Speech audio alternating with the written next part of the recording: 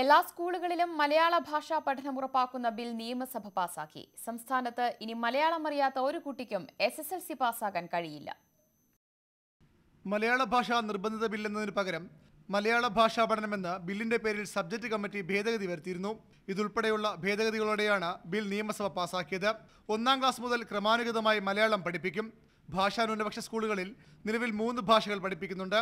അതോടൊപ്പം മലയാളം കൂടി പഠിപ്പിക്കണം. അവർക്കു വേണ്ടി സാധാരണ മലയാള പാഠപുസ്തകത്തിന് പകരം SCERT പ്രത്യേക പാഠപുസ്തകം തയ്യാറാക്കും. സംസ്കൃതവും അറബിയും പ്രധാന പഠനമാധ്യമമായ സ്കൂളുകളിൽ 5-ാം ക്ലാസ് മുതൽ മലയാളം പഠിപ്പിക്കണം. CBSE ICSE സ്കൂളുകൾക്ക് നിരാക്ഷേപ പത്രം നൽകുമ്പോൾ മലയാളം പഠിപ്പിക്കണമെന്ന വ്യവസ്ഥ വയ്ക്കും. ഈ ബില്ലിൽ ഒരു പ്രധാനപ്പെട്ട കാര്യം വിഭാവനം ചെയ്തിട്ടുള്ളത് അത് 1-ാം ക്ലാസ് മുതൽ കേരളത്തിൽ എല്ലാവരും മലയാളം പഠിക്കണം എന്നുള്ളതാണ്.